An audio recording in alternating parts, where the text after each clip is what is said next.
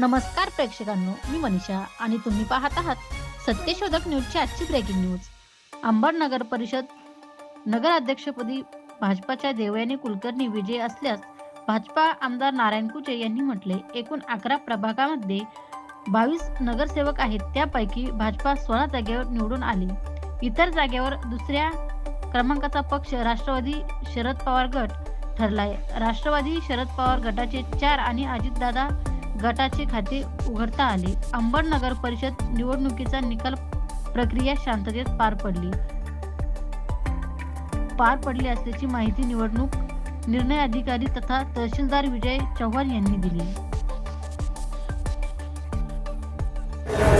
मला सांगा की आता जिल्ह्यामध्ये जे आहे नगरपंचायतीच्या निवडणुका आज पार पडल्या, निकाल लागला, काय सांगाल तुम्ही? काय जालना जिल्ह्यामध्ये एकूण 3 नगरपालिका होत्या, त्यातली माझ्या मतदारसंघातली अंबड नगर परिषद ही तुम्ही बघितलं असन, भारतीय जनता पार्टीचा न भूतो या अंबड शहराच्या मतदार मायबापांनी जो आशीर्वाद माझ्या नगराध्यक्षपदाच्या उमेदवार देवानी केदार कुलकर्णी व भारतीय जनता पार्टीचे 22 पैकी 16 नगरसेवक हे निवडून दिलं। खरं म्हणजे अंबड शहराच्या लोकांचा माझ्यावर जो विश्वास आहे, त्या विश्वासाचा सार तुम्हाला अभिमान आहे।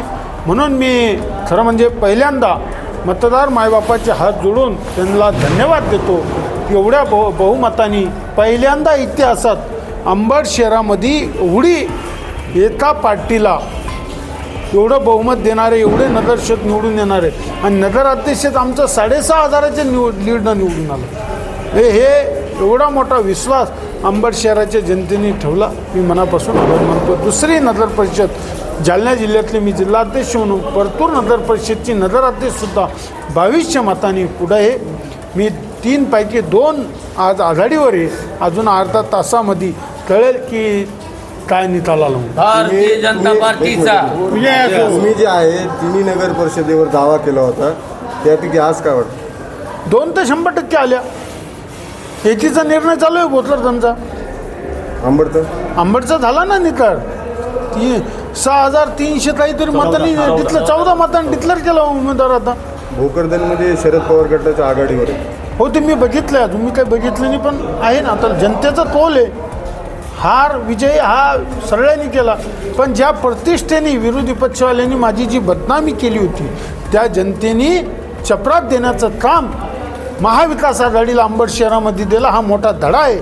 म्हणून मी सांगतो, विकासावर, विचारावर विश्वास ठेवला आणि कार्यकर्त्याच्या मेहनतीला मी सलाम करतो।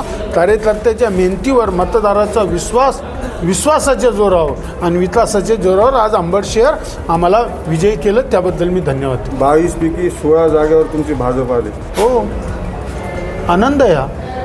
त्या विश्वासाने मी काम करणार शहराचं। नगराध्यक्षाच्या नेतृत्वामध्ये अंबड शहर चाललं होतं। परत दुसऱ्यांदा तुमच्या ताब्यात पालिका दिली? 100% दिली।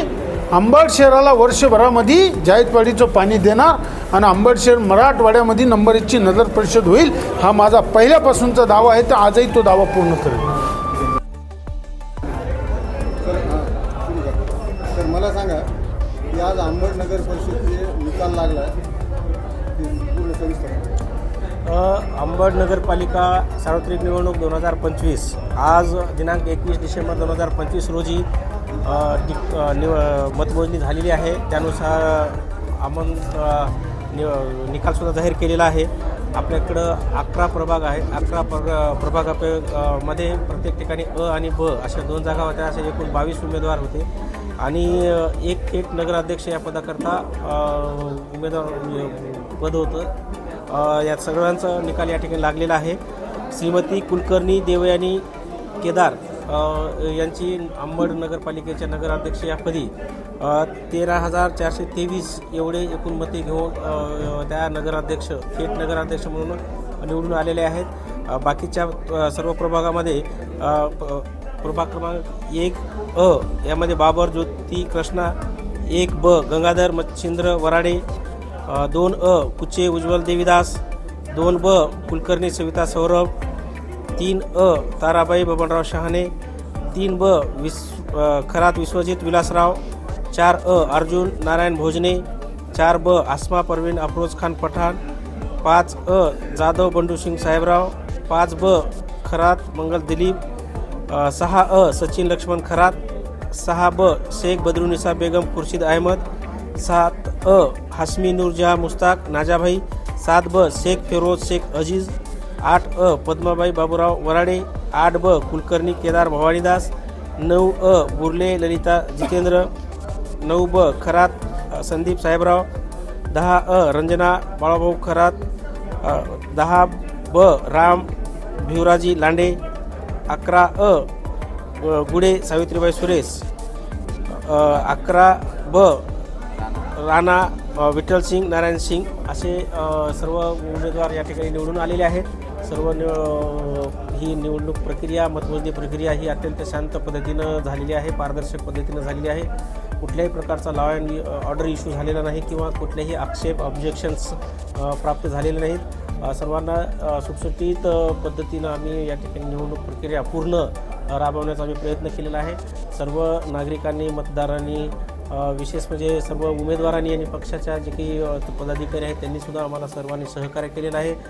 हे करत असताना सर्व कर्मचारी असतील, अधिकारी असतील, पोलीस प्रशासन असेल, नगरपालिकेचे कर्मचारी असतील, महसूल विभागाचे कर्मचारी असतील किंवा इतर विभागाचे ज्या विभागाचे कर्मचारी आम्ही या ठिकाणी घेतलो ते सर्व कर्मचारी अत्यंत चांगल्या पद्धतीनं प्रशिक्षण दिलं. त्या पद्धतीनं या ठिकाणी त्यांचे निवडणूक कर्तव्य पार पाडलेले आहेत.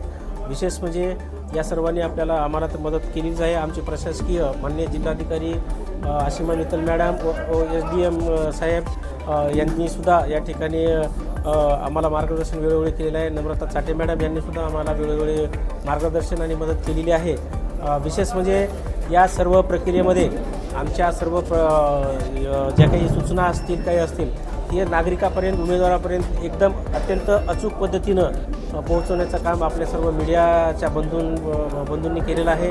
त्यामुळे विशेष करून आपलेसुद्धा सर्वांचे या ठिकाणी आभार व्यक्त करण्यात येत आहे. सर्व निवडणूक प्रक्रिया शांततेत पार पाडून या ठिकाणी सहकार्य केल्याबद्दल सर्वांचे धन्यवाद. थँक्यू. किती टेबल होते आणि कर्मचारी 11 टेबल होते. वार्डनिहाय आपण टेबल लावलेले होते.